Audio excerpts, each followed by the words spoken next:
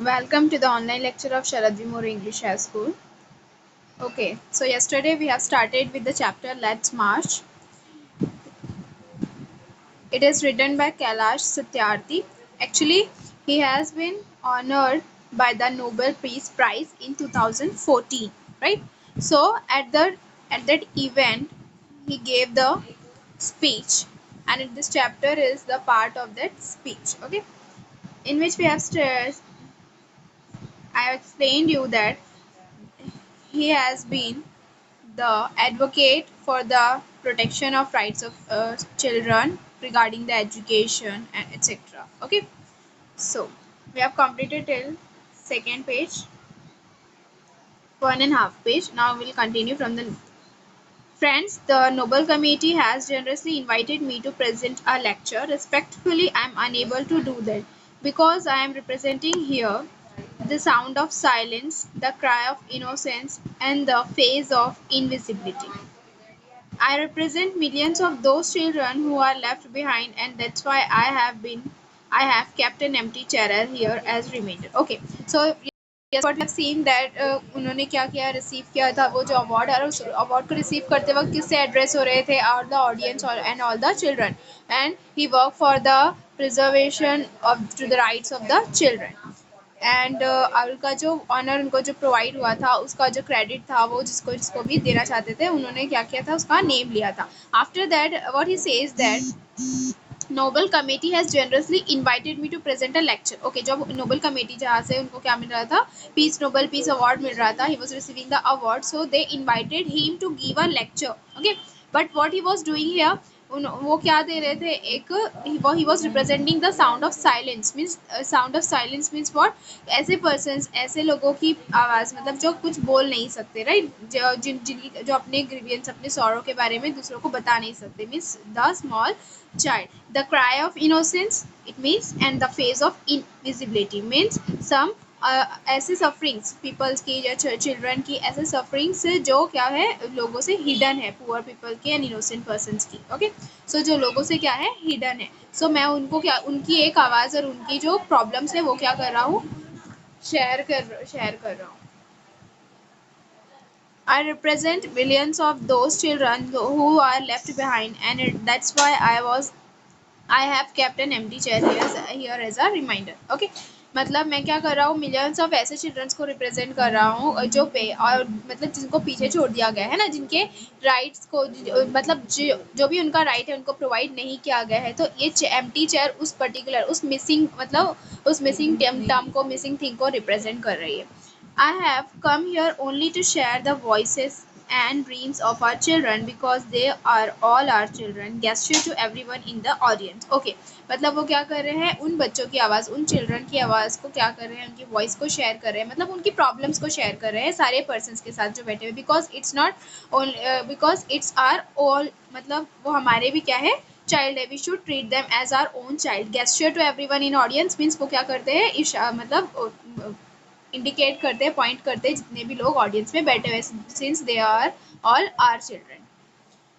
I have looked into their frightened and exhausted eyes. I have held their injured bodies and felt their broken spirits. Okay, as we know that he is the advocate and he fights for the he fights against the child labour. तो ऐसे कुछ बच्चे जो मतलब child labour करने के बाद जो फ्री, कुछ देखो जो बच्चे अगर उनको चाइल्डहुड में ही कुछ ऐसी चीज़ों से डर हो जाता है, so they always become the frightened person and exhausted. तो ऐसे बच्चे जो चाइल्ड लेबर से क्या है, ये चाइल्ड लेबर जैसी प्रॉब्लम से सफ़र कर रहे हैं, सो they are फ्रिटन.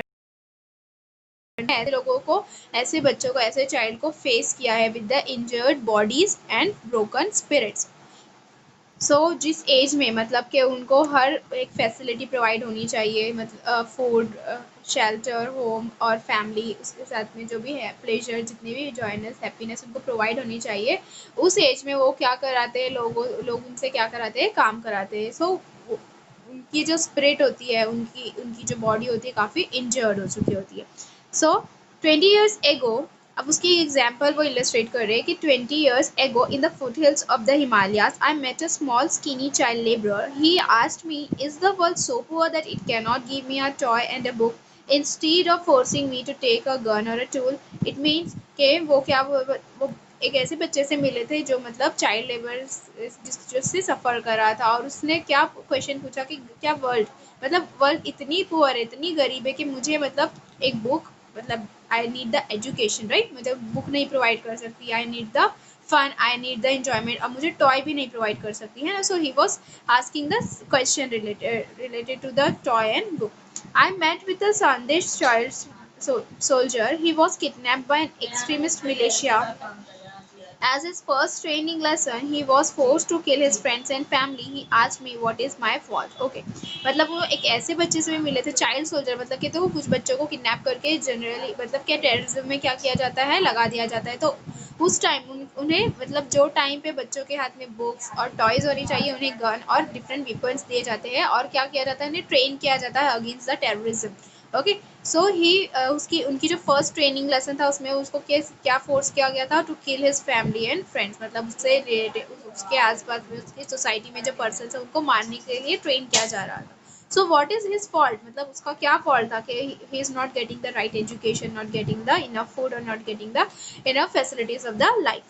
Friends, all the great religions teach us to care for our children. Jesus said, let the children come to me, do not hinder them, for the kingdom of God belongs to them. Okay, जैसे कि all great religions, मतलब अब ऐसे तो है कि हर religions में different different perspective होते हैं, different rules rituals होते हैं, but all in all सारे religion में ये बताया जाता है कि हमें क्या करना है, बच्चों की care करना है, छोटे बच्चों की. Okay, we have to care for them, we have to treat them very nicely. और जैसे जीसस ने भी कहा है कि let the children come to me, do not hinder them, मतलब उन्हें उनके उनके काम में डिफ़िकल्ट सिचुएशंस नहीं लानी चाहिए, हमें उन्हें डराना नहीं चाहिए, किसी चीज़ से रोकना नहीं चाहिए, बिकॉज ये जो किंगडम है, for the kingdom of God belongs to them, right. So that's why we should not hinder them. The end the holy Quran also says kill not your child because of poverty, मतलब अपने बच्चों को poverty की वजह से नहीं मारना चाहिए. So that is the most wrong deed. Friends, there is no greater violence than to deny the dreams of our children. Therefore, I refuse to accept that all temples and mosque churches and prayer houses have no place for the dreams of our children. Means there is no greater violence. मतलब violence का मतलब क्या होता है, हिंसा, right, कि जो आप क्या कर रहे हो, कुछ गलत कर रहे हो, इससे ज़्यादा कुछ गलत नहीं हो सकता कि आप क्या कर रहे हो, डिनाई कर रहे हो.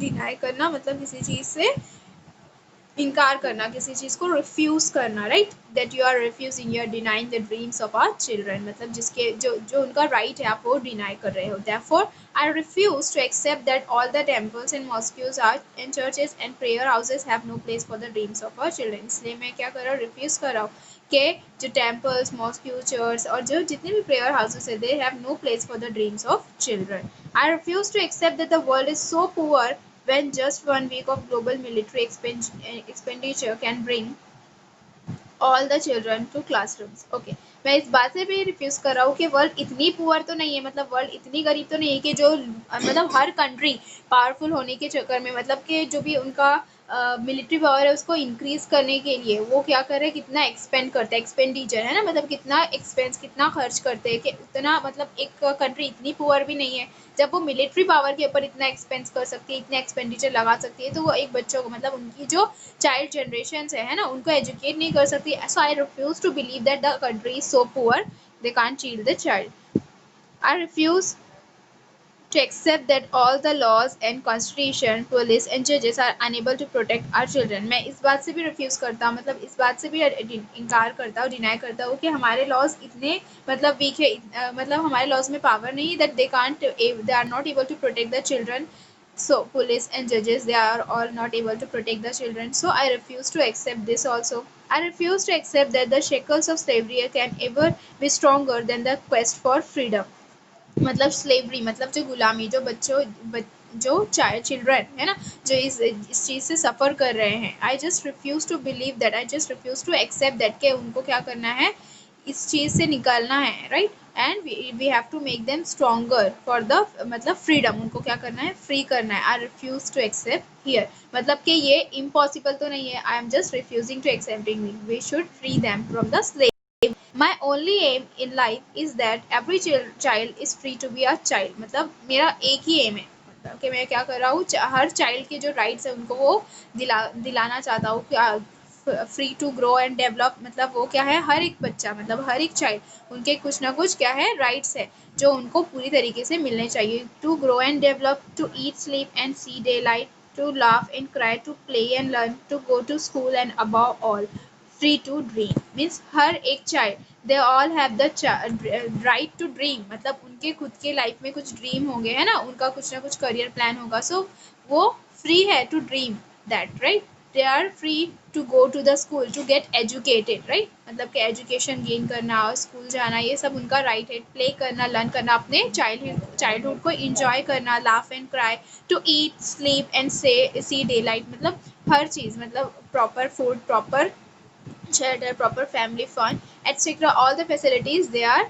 free to gain all this. Okay, I have the privilege of working with many courageous people who have the same aim.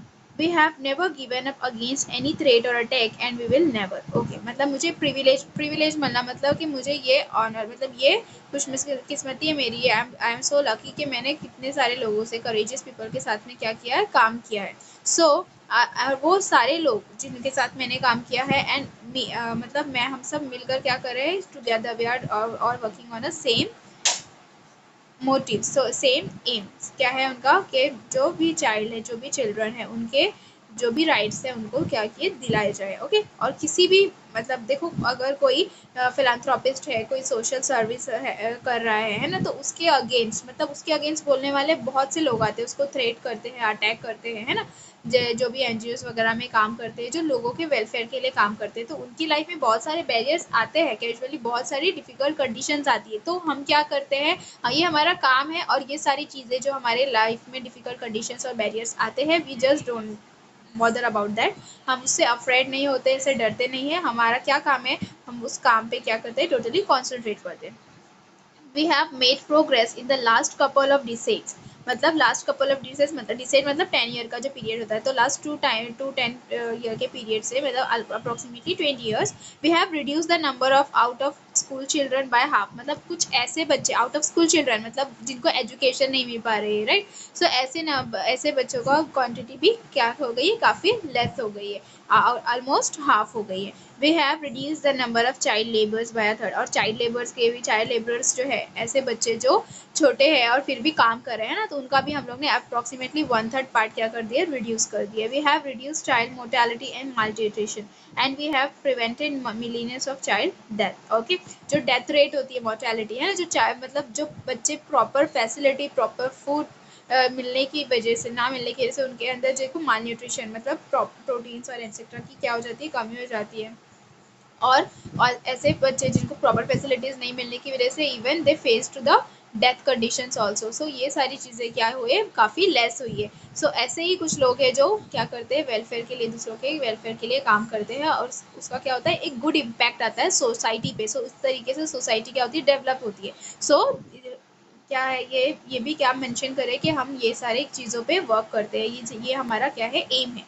But let us make no mistake, great challenges still remain. Okay, मतलब ये सारी क्या है, हमारी beginning है कि हमने last 2 डिसेड्स में इतना काम किया है, बट यहाँ पर हमें रुकना नहीं है, right. We don't have to stop here, we have to continue and we have to we have to take the great challenges and we have to fulfil all the challenges.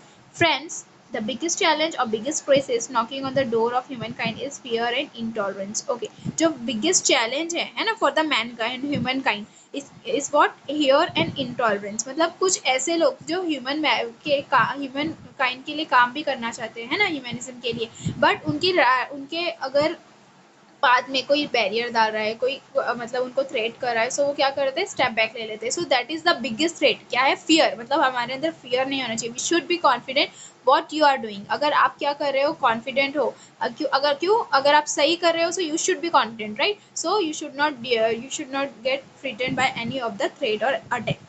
So we have utterly failed our children in imparting an education that gives the meaning and objective of life, an education that gives the sense of global citizenship among the youth. हमको क्या कर, बच्चों को, मतलब जो children है उनको जितना ज़्यादा हो सकता है एजुकेशन देना, because education is the most necessary aspect हमारी लाइफ का क्या है, नेसेसरी एस्पेक्ट है। अगर आप एजुकेटेड हो, so you have the sense of good and bad, right. आप समझ सकते हो कि आपको क्या करना है, क्या अडॉप्ट करना है और क्या नहीं करना है। So what is good for you and what is not. So ये काम, ये वाला जो हमारा क्या है मोटिव है, इसको स्टैब्लिश करने में कहीं ना कहीं लोग क्या हो रहे हैं, they are utterly failing, means they are failing. उनको क्या करना है, हर एक जितना आपसे पॉसिबल हो सके आपको क्या करना है, to preserve their child right, okay. उनका जो एजुकेशन राइट है उसको प्रिजर्व करना है। हर एक बच्चे को क्या करना है, एजुकेट करवाना है। And education that gives the meaning and objective your life. क्यों? क्योंकि एजुकेशन के थ्रू हमें क्या पता चलता है, लाइफ का मीनिंग पता चलता है, गुड सेंस में आप क्या कर सकते हो, अपनी लाइफ सर्वाइव कर सकते हो। And education that gives a sense of global citizenship among the youth, okay. और जिसकी वजह से हमें क्या मिलती है, global citizenship means how to survive in a developed society. इसके हमको क्या मिलती है, नॉलेज गेन होती है। I am afraid that the day is not very far away when the cumulative result of this failure will culminate in an unprecedented violence, and that will be suicidal for humankind. Okay, means अगर आप देखो, अगर धीरे धीरे ये जो level है reduce होते जा रहा है कि एजुकेशन का, तो वो क्या बोल रहे हैं कि अपना उनका जो एक डर है, उनका जो एक फियर है, अफ्रेड है, वो किस दिन से, that day is not very far when the culminative result of this failure will culminate in unprecedented violence. मतलब ये जो फेलियर है ना, मतलब कि जो जितने हो सके उतने बच्चों को एजुकेशन मिलनी चाहिए, राइट। सो अगर ये फेल होता है, अगर ये ऑब्जेक्टिव में आप फेल हो रहे हो, तो इसका जो रिजल्ट है वो क्या होने वाला है, it will not have the good impact on the society. What it will do, it will जो भी एक्सपीरियंस है ना, मतलब वायलेंस है, और जो भी अनएजुकेटेड पर्सन्स की जो भी क्वांटिटी वो क्या होने वाली है, इंक्रीज होने वाली है। और जो ह्यूमन काइंड है ना, it is very bad, it will impair the humankind, right. मतलब क्या है, टोटली क्या कर देगा, डिस्ट्रॉय कर देगा। It is not going to have the good impact on the society all over. Rights, security, hope can only be stored through education. Means अगर इन सारी चीज़ों को, सिक्योरिटी को, अगर आपको क्या करना है, आपकी होप को, मीन्स आपके जो ड्रीम्स है, आपके जो राइट्स है, सब कुछ अगर आपको टोटली प्रिजर्व करना है, सिक्योर करना है, so that can be done only through the education. Means वो क्या कर रहे हैं कि अगर एजुकेशन रेट इस तरीके से कम होने जाएगा, तो वो दिन दूर नहीं है जब ये सारी चीज़ें क्या हो जाएगी, they will all come in the in danger. Young people like Malala, I started calling to her my daughter Malala, not just Malala. So my daughter Malala and other daughters, including Kainat, in fact, two Kainats and Shazia, and the daughters from Africa and from all over the world. They are rising up and choosing peace over violence, tolerance over extremism and courage over fear. मतलब वो ऐसे persons को वो क्या कर रहे हैं, appreciate करे, जो क्या कर अगर कुछ वायलेंस या फिर कुछ लोगों के साथ में गलत हो रहा है, तो उसके अगेंस्ट क्या कर रहे हैं, अपनी वॉइस रेस कर रहे हैं। तो ऐसे पर्सनस को लाइक मलाला, अदर मतलब कायनात एंड शाजिया, जो ऐसी जो यंग गर्ल्स उनको क्या कर रहे हैं, वो क्या कर अप्रिशिएट करे, दे शुड डू दिस। आपको क्या, वो ये सारे अपने स्पीच में इनकी एग्जाम्पल्स क्यों ले रहे हैं, because they want to tell the person you have to take the stand like them, right. अगर कोई चीज़ आपको डरा रही है, आपको उससे डरना नहीं है, you have to be confident, because what you are doing, you are doing the right thing, you are standing for the right of the humankind, right.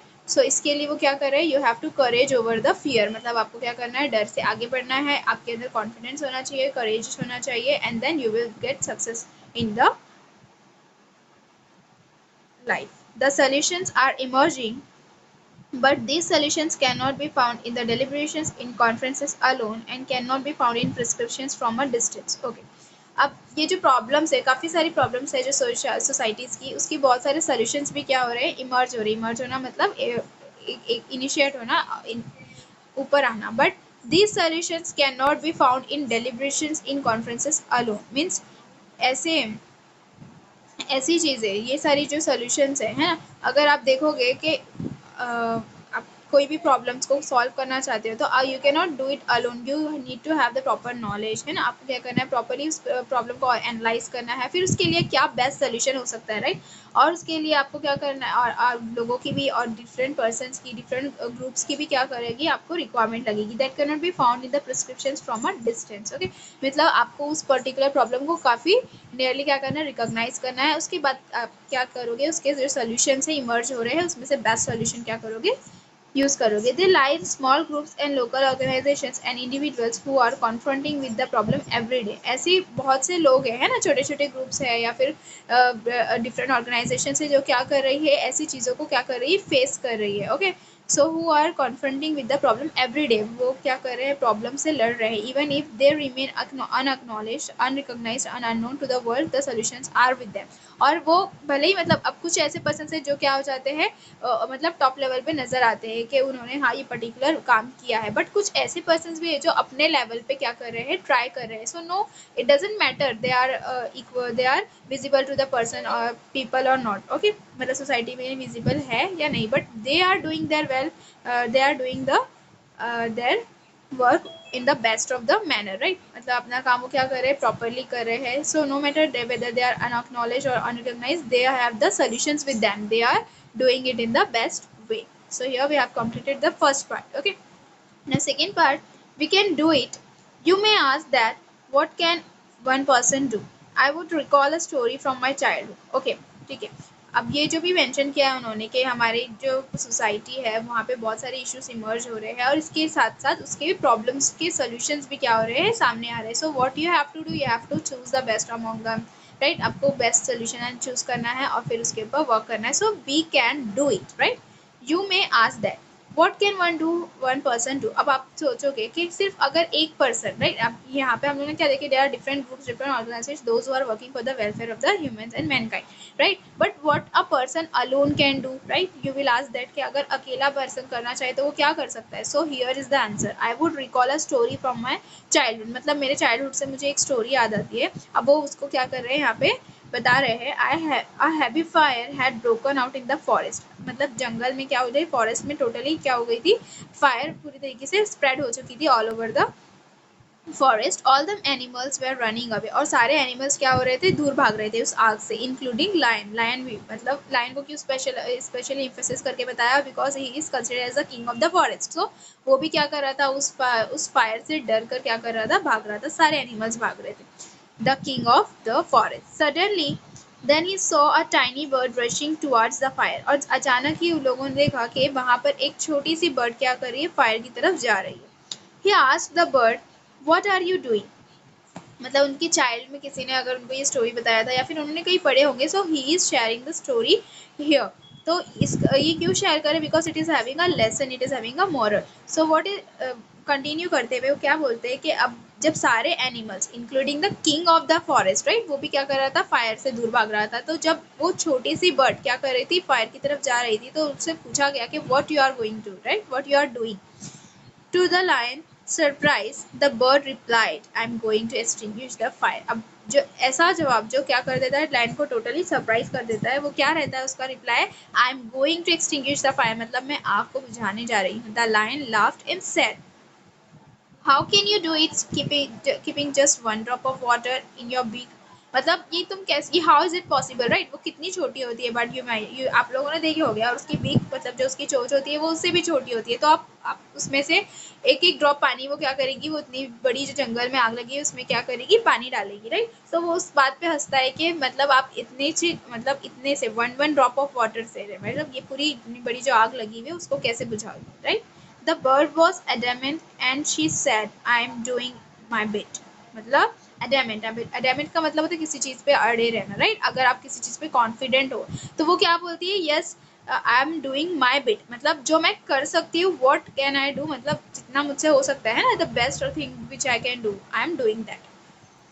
18 years ago, okay, ये जो स्टोरी है अब इससे आपको क्या समझ में आया, ऑल इन ऑल कि वो जो फायर थी वो बहुत ज़्यादा थी, है ना, लार्ज एरिया में स्प्रेडेड थी, बट वो सारे जो इतने बड़े बड़े एनिमल्स वो उससे दूर भाग रहे थे, बट वो छोटी सी भी चिड़िया जो है, राइट, उसने क्या किया, अपना हिस्से का काम, मतलब जो वो कर सकती थी, है ना, अपना एक contribution the towards that particular thing.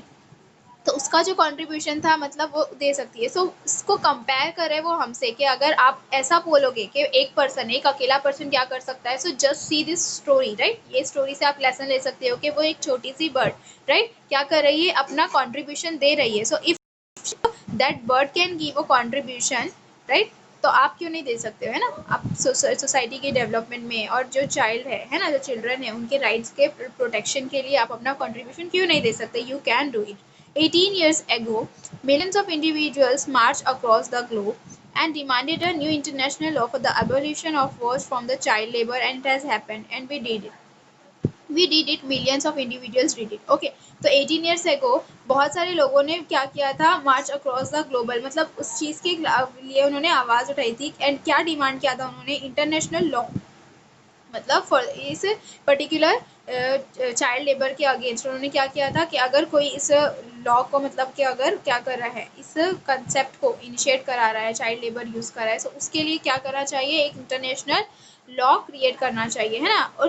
और उन सब की क्या हुई फिर, जब वो इतने सारे लोगों ने इसके अगेंस्ट अपना ओपिनियन रखना, अपना पर्सपेक्टिव रखा, so it happened and we did it, मतलब उन्होंने क्या किया, इस काम में सक्सेस क्या करी, गेन की, millions of individuals did it. So ये सारे लोगों ने मिलके क्या किया, उस काम में सक्सेस हासिल किया।